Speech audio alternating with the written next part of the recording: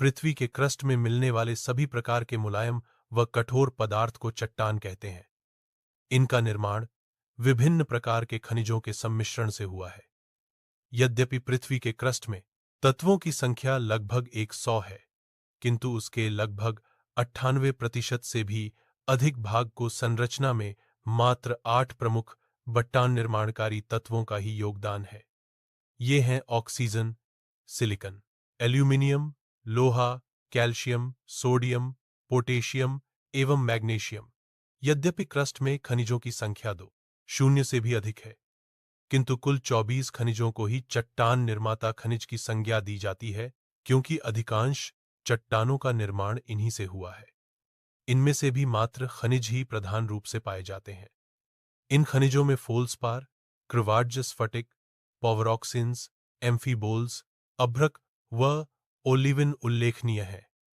चट्टान निर्माणकारी खनिज वर्गों में सिलिकेट फेल्सपार, अनक आदि सर्वप्रमुख हैं तथा ऑक्साइड क्वार्ट्ज, हेमेटाइट, मैग्नेटाइट आदि और कार्बोनेट कैल्साइट, डोलोमाइट आदि का स्थान क्रमशः उसके बाद आता है। चट्टानों का वर्गीकरण। निर्माण विधि के अनुसार चट्टानों के 3 वर्ग किए जा सकते हैं। 1. आग्नेय चट्टान, इग्नियस रॉक्स। इसका निर्माण क्रस्ट के नीचे उपस्थित तप्त एवं तरल मैग्मा के ठंडा होने से होता है। आग्नेय चट्टान रचेदार होती है। इन्हें प्राथमिक बट्टान भी कहते हैं, क्योंकि पृथ्वी की उत्पत्ति के पश्चात सर्वप्रथम इनका हो निर्माण हुआ था। अवसादी व रूपांतरित बट्टान इसी से निर्मित हैं। इनमें चरतें, लेयर्स तथा जीवाश्म फॉसिल्स नहीं पाए जाते हैं। इन चट्टानों पर रासायनिक अपक्षय का प्रभाव कम तथा भौतिक व यांत्रिक अपक्षय का प्रभाव अधिक होता है। परिणाम स्वरूप इन चट्टानों में विघटन, डिसइंटीग्रेशन और वियोजन, डिकॉम्पोजिशन होते रहते हैं। कस्ट का लगभग 10% भाग आग्नेय बट्टानों से बना है। स्थिति एवं संरचना के अनुसार आग्नेय चट्टानें या प्रकार की होती हैं। 1.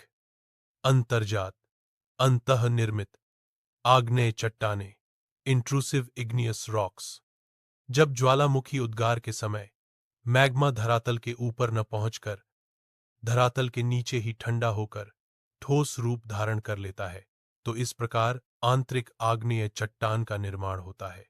इसके 2 उपवर्ग हैं कि पातालीय अंतर्जात आग्नेय चट्टानें, प्लूटोनिक इग्नियस रॉक्स।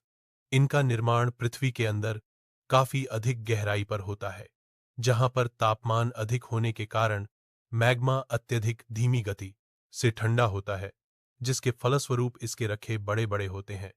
ग्रेनाइट चट्टान इसी प्रकार की चट्टान का उदाहरण है। इसका नामकरण प्लूटो, यूनानी देवता के नाम पर किया गया है, जो पाताली देवता माने जाते हैं। कि एच मध्यवर्ती अंतर्जात आग्नेय चट्टानें, हिपाबिसल इग्नियस रॉक्स। ज्वालामुखी उद्गार के समय धरातलीय अवरोध के कारण मैग्मा दरारों, छिद्रों एवं नली में ही जमकर ठोस रूप धारण कर लेता है।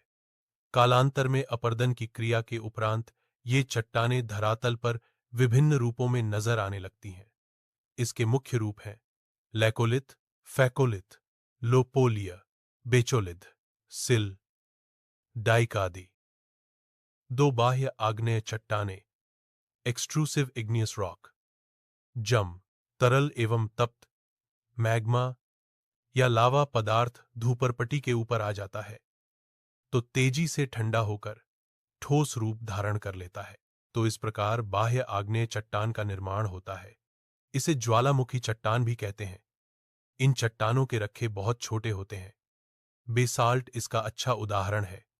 इस चट्टान के क्षरण से ही काली मिट्टी का निर्माण होता है, जिसे रेपुर, रेगुर कहते हैं। रंध्रविहीन ग्लासी पैश्या के अंतर्गत ओबीडियन, प्यूमिस, परलाइट व पिच स्टोन आते हैं। पृथ्वी पर चट्टानों का वितरण 8% चूना पत्थर, 12% बलुआ पतबर, 80% शैल, अवसादी शैलों का संगठन 75% अवसादी, क्षैतिज तत्व पर वितरण 25% पृथ्वी का बाल जो अवसादी नहीं है, 5% ऊर्ध्वाधर तल पर वितरण पृथ्वी का आंतरिक भाग 95% अवसादी चट्टान, आग्नेय और रूपांतरित बहाने। 3 रूपांतरित चट्टानें, मेटामॉर्फिक रॉक्स। जब ताप एवं दबाव के कारण आग्नेय तथा अवसादी चट्टानों के संगठन तथा स्वरूप में परिवर्तन या रूपांतरण हो जाता है, तब रूपांतरित चट्टानों का निर्माण होता है। ये चट्टानें सर्वाधिक कठोर एवं जीवाश्म रहित होती है।